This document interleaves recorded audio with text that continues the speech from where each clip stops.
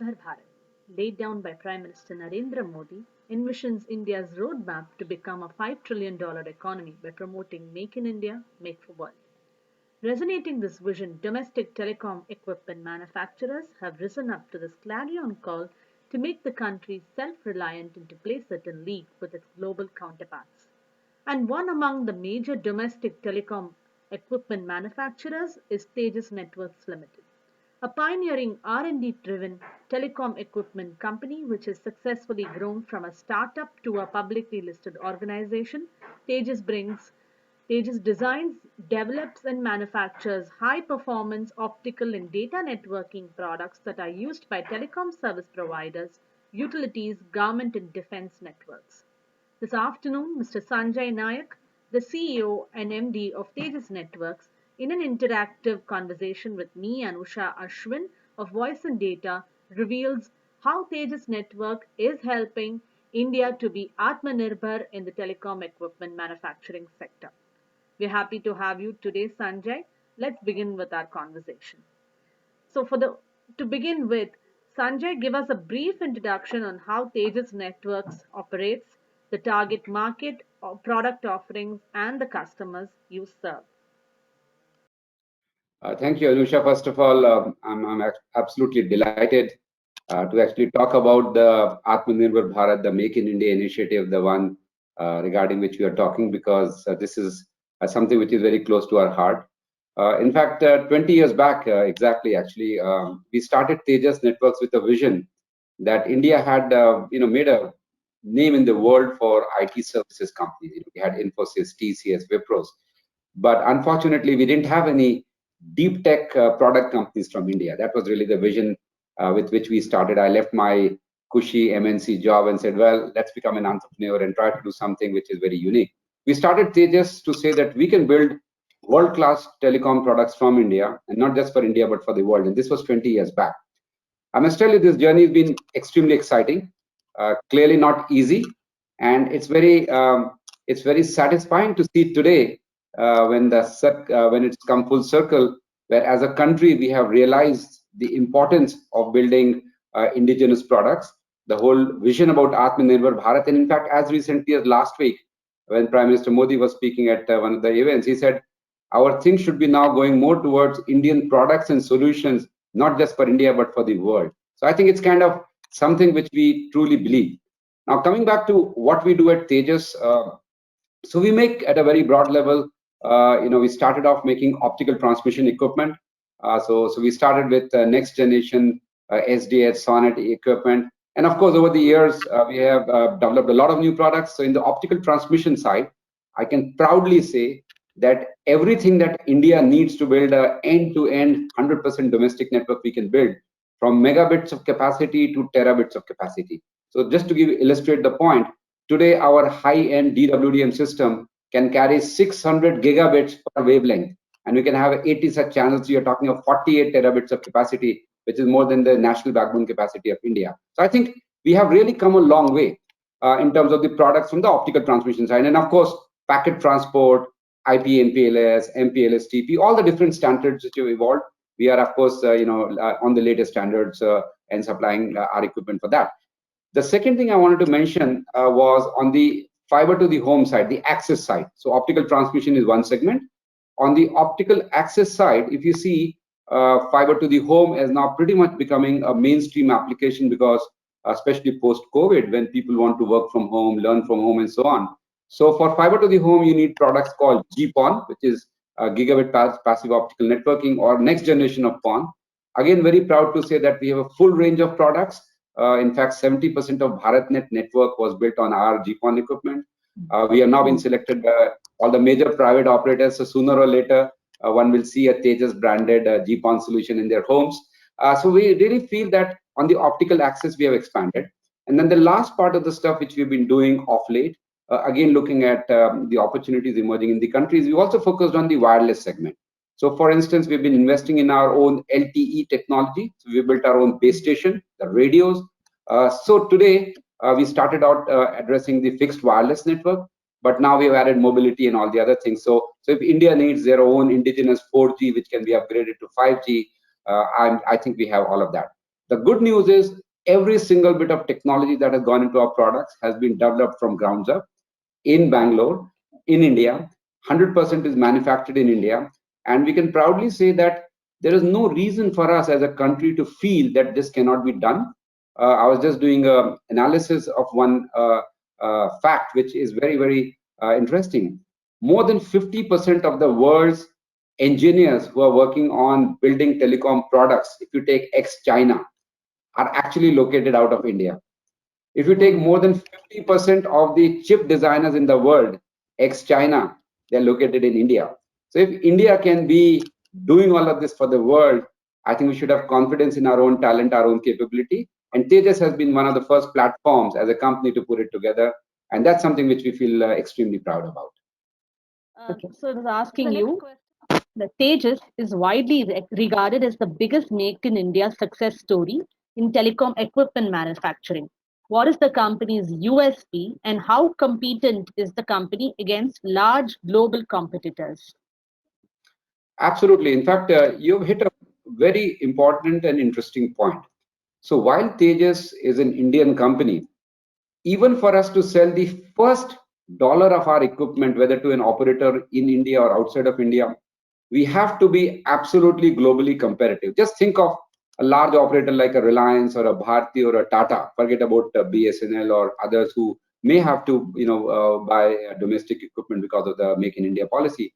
But the private operators would not even buy 1 rupee of equipment from us if we did not have the absolute best technology that they benchmark us against from all the places in the world. Secondly, we didn't have the quality requirement that a carrier class equipment has because that's a table stakes.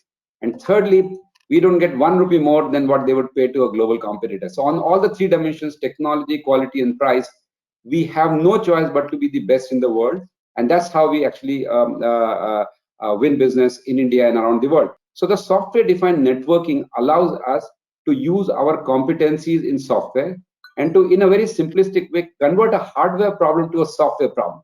And what I mean by that is all our semiconductor chips that we use, the IPR on all of those chips is from us. It is in the form of field programmable gate arrays or FPGAs. So we actually print the logic real time on those chips. So the hardware has become software, and all the higher level stacks in the software in terms of protocols, networking, which is where all the changes are happening in the world today, is all done by us. So by taking a software defined hardware approach, we got two different benefits. One internal benefit was our cost of development became much lower because literally, cost of development was lower for two reasons. One is that in India, you could do something for $25 million, what would take, say, 100 or $125 million in the US, because we could hire absolutely the best talent in the country, but because of the cost structure, we had an advantage. So that was one part. The second part is by having a software-defined hardware approach, there was a lot of design reuse. So, for example, if you're making a 1 gigabit system, and then you have to make it 10 or 100, all we have to take is take the logic, the core IPR of 1 gigabit, and replicate it to 10 times or 100 times. And that's what basically allowed us to do things very well. So software-defined hardware was something which we did very well in terms of competitiveness. Let's say FTTX as one concrete example. 9 months back, would you have thought that FTTX or fiber to the home will be one of the killer app of the telecom industry, not just in India, but around the world? Now, what we had done is we had created the same optical transmission equipment at TJ 1400 series about 4 years back when we started on BharatNet. All we had to do was do one new card, one new hardware, PCB, and insert it into the existing system. And that allowed us to really, create a GPON product family. And then we created another one, which is called the NGPON, which is 10 gig, which is the latest technology, which is why all the operators now we are working with us. So it just gives you an example of the software-defined hardware architecture where our time to market is the shortest, our R&D times are the least, and we are also able to build cost-effective solutions where the same product the customer bought 7 years back, by upgrading software and upgrading hardware, it continues to evolve with newer technologies like GPON, NGPON, and many others. So that's kind of the reason why we win, and these are our competitive forces, not just in India, but around the world, I must tell you. Okay. So next question is how Tejas has been focusing on growing its international sales over the last few years. What lessons can other domestic high-tech companies learn from your experience to achieve international success? So let me start off with the tough lessons. International business takes a long time, especially in the telecommunication equipment segment. Takes a long time to develop. The reason is very simple. Just imagine, telecom is the infrastructure industry. If you're going to build an infrastructure of a country, unless you have local presence, unless you're proven, unless you have shown a commitment to be in that market for the next 10 years, why would anybody want to risk their their critical infrastructure on you? So I think it takes time, and that time is required to build trust step by step. So initially, for example, when we go to a country, and this is again a lesson for other companies out of India, you may be able to win. First of all, you still have to be good on technology, quality, and cost, which I mentioned. So that's a table stake. Assuming you have that, you have to engage with the customers, and initially, you have to have some unique features or unique capabilities that you offer to the customer that he cannot get from the big guys who are already the incumbents. So once you've done that, he may give you an opportunity to be a small part of his network. If you do a good job on that, then you become larger, and then you can really become a mainstream supplier. So I think that's how it takes time. Number two is that you have to pick and choose the battles that you want to fight. You don't want to go and spread too thin in every international market, because your sales cycle before you get your first dollar of revenues could be 12 months, 18 months. So what we did in Tejas, we looked at where India is located in a very interesting part of the world. So if you look at 2 to 3 hours east of India, you got Southeast Asia, ASEAN, and all of these countries.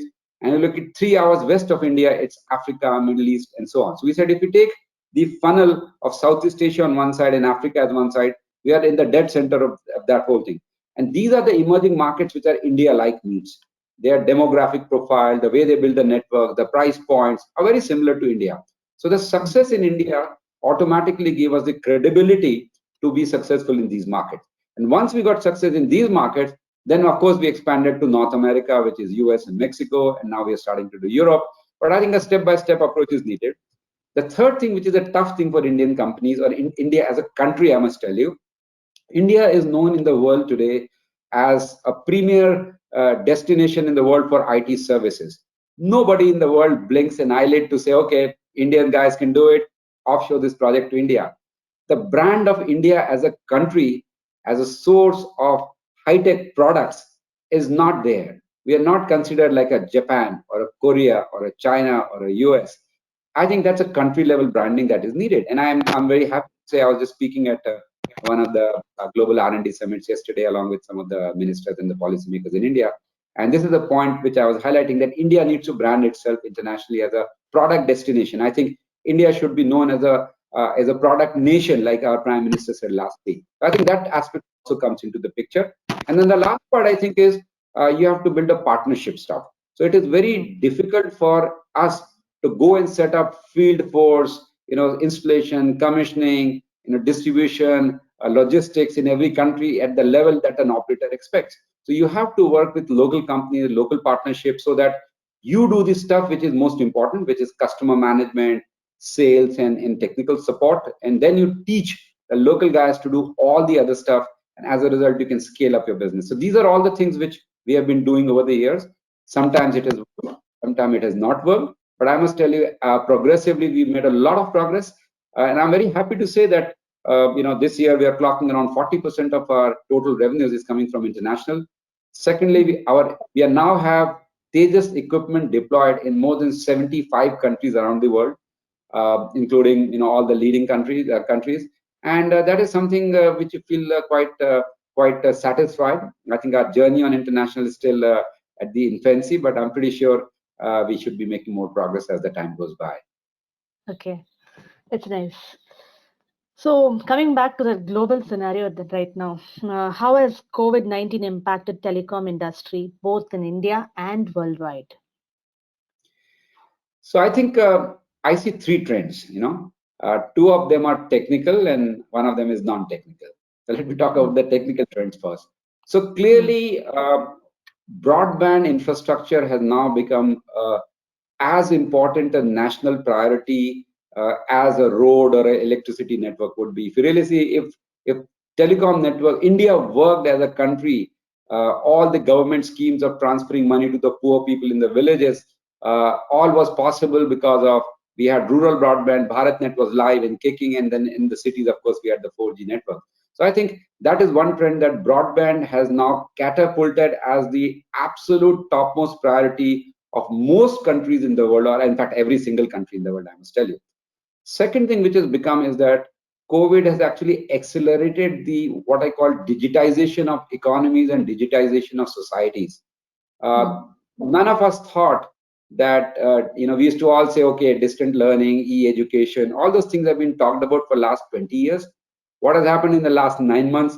Everybody is seeing. We talked about telemedicine today, actually in Bangalore, and I'm pretty sure it's the same in Chennai or Delhi. You want to see a doctor?